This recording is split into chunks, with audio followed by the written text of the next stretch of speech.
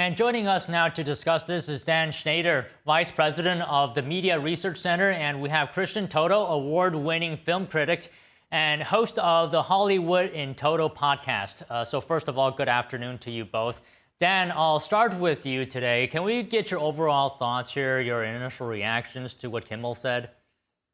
Right. Jimmy Kimmel is perfectly free to say disgusting, vile things. I'm reminded of the KKK and how they will parade down the streets of America and say horrible things.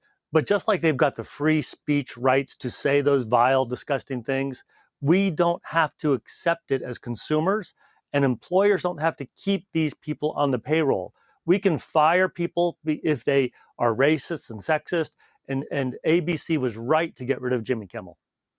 Okay, Christian, can you talk to us about free speech here in relation to what ABC did in response?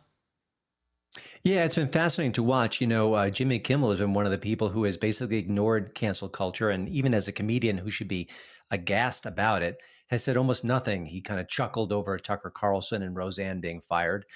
But having said all that, what he said about Charlie Kirk's murder and trying to pin the blame on MAGA was genuinely reprehensible. And, he had all the time to apologize, to backpedal, and he didn't. He was actually going to double down and say, you took me out of context. So it's a fascinating case. Listen, it's up to ABC to decide in the affiliates whether this goes on. My personal take would be that maybe like 2 weeks suspension to kind of show him the error of his ways, but we'll have to see how things go from here. But it is complicated, and we just don't want the government to say you can't do these things. If the studios say it, if the affiliates say it, that's a different matter.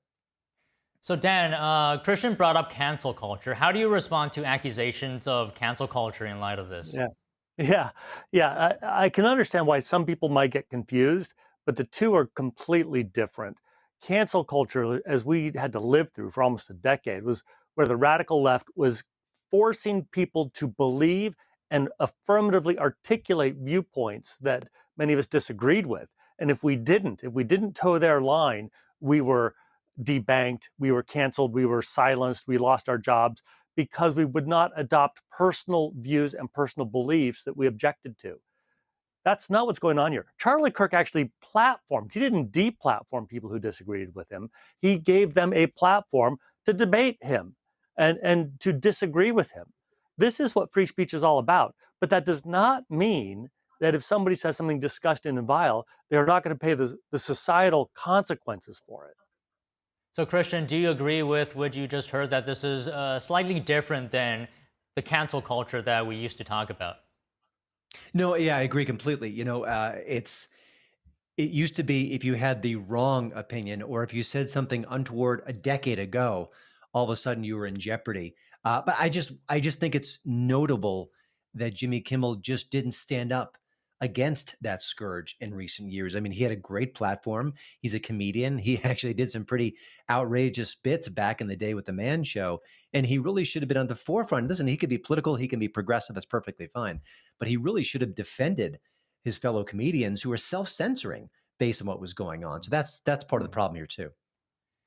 So Dan, Christian brought up this point as well earlier in his response. Do you think the U.S. government here should be involved in this? We saw pressure from FCC chairman, right? Brendan Carr criticizing Kimmel, saying we can do this the easy way or the hard way. And as well, on top of that, suggesting the FCC could revoke ABC affiliate licenses.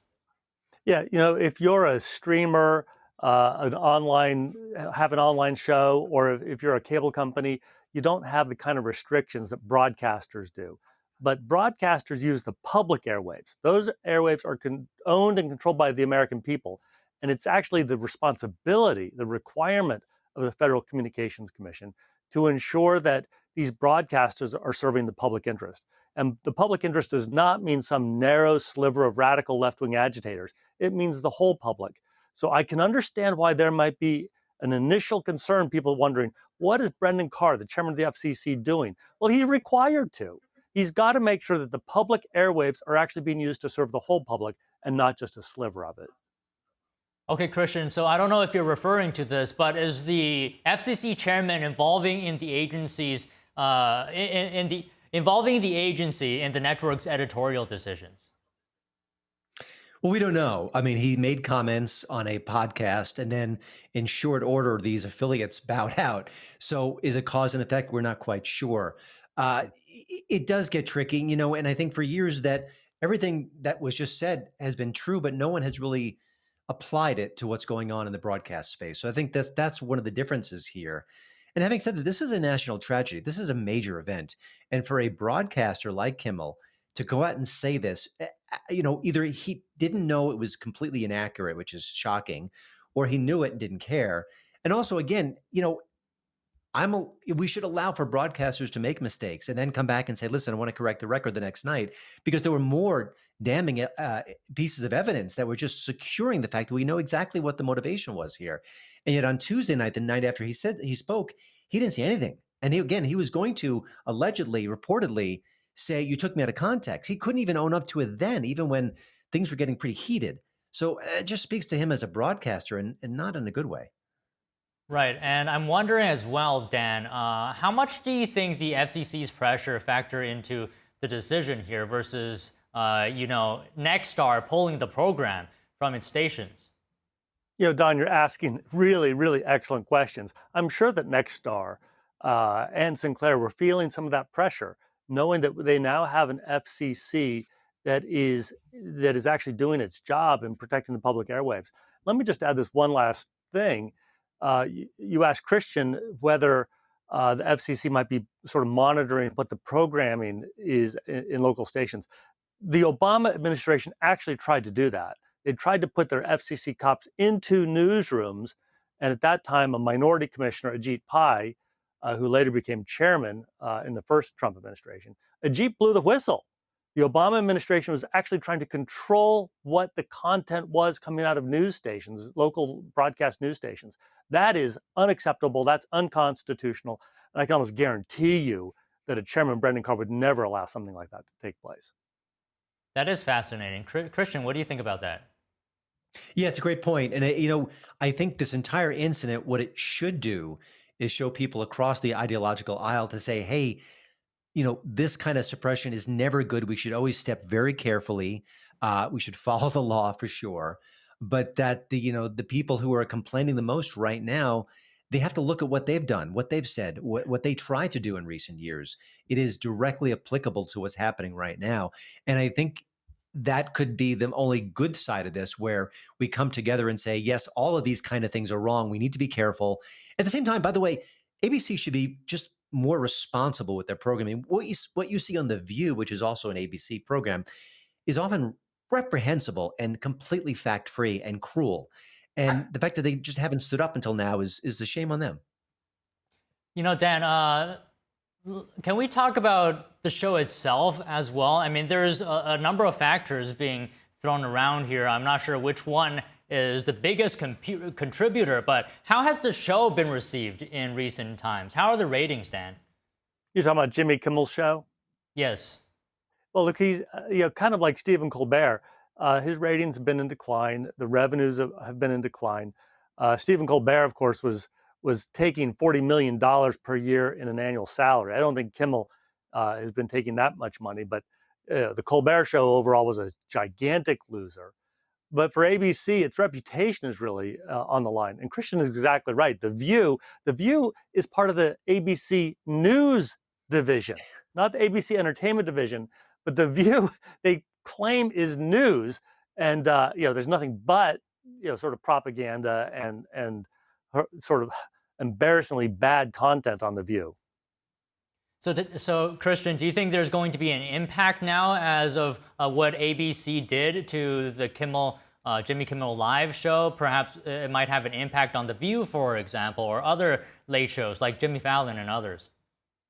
Yeah, I mean, I think in the best case scenario, they're more careful with what they say as far as being accurate. They all should be accurate. And this fusion between entertainment and comedy and political news is tricky, because you want to promote satire, you want to have sort of a humorous edge, but if you're sharing blatantly false information, you're not doing the public a good service. And listen, if I'm The View, I'd be very worried about this, because what they say on an almost weekly basis would shame and shock Jimmy Kimmel himself. So Just be better. Be better. Your broadcasters, show some responsibility. You can be left of center all day long. You can be progressive. You can share those points of view. There's nothing wrong with that. But when you share absolute falsehoods again and again and again, that's an issue. That's a problem. You're not serving the public at all. Dan, how did we get here? Where late night shows are becoming increasingly left wing and at the same time less friendly to conservatives? Well, look, I guess the sort of connected to that question is what has happened to the Democrat Party. Traditional Democrats don't recognize their party any longer. The leadership of the party has become so radicalized, and then that same sort of leadership has taken over so many different institutions in America: media, entertainment, academia. So then you only have a few voices remaining, like a Bill Maher. Christian is describing Bill Maher, who's politically left of center, but he's remained a traditional Democrat who is standing for truth. And somebody like a Bill Maher was very vocal during the cancel culture movement, saying this is terrible. He has been very vocal in opposing those who are trying to suppress Israel's rights to defend itself. We need more Bill Mahers in news and entertainment today. People really willing to stand up for truth, even though sort of their party has gone off the rails. Christian, I can't help but wonder here, has there been a cultural shift? Because I'm thinking, would this have happened 3 years ago in the same circumstance? It's a great question. There's a definite shift happening. Also, it's a media shift as well, because when you think about what Jimmy Kimmel said, I don't think it would get a lot of coverage, if any. As a matter of fact, I don't think the legacy media really talked about it directly, what he said about the Charlie Kirk murderer. It was social media. It was, it was these new platforms and formats. It was podcasts. And all of a sudden the word got out and the pressure started to build. So I think in the past, the legacy media could really, just cover up these stories when celebrities behave badly and say atrocious things, and we wouldn't really know about it. That's no longer the case. They can't cover it up anymore. They would have dragged this one around for a while until they had to cover it, but now, of course, they have to. Okay, I don't want to take up too much of your guys' time. Dan, I'll just ask you one more question, and then I'll get final thoughts from Christian. So, Dan, what do you think about dozens of ABC stations now are set to air Charlie Kirk tribute specials during Jimmy Kimmel's time slot? Yeah, look, this is what Sinclair and Nexstar. These are companies that own lots of these ABC affiliates. Those companies are responding to the community interest. What does the community want? And it's clear from people nationwide mourning the death of Charlie Kirk that we're wanting closure. So I think it's a smart business move, and it's the right move for America. Okay, Christian, anything you'd like to add? Yeah, just my final thoughts are simple. The left has ignored cancel culture and/or cheered it on.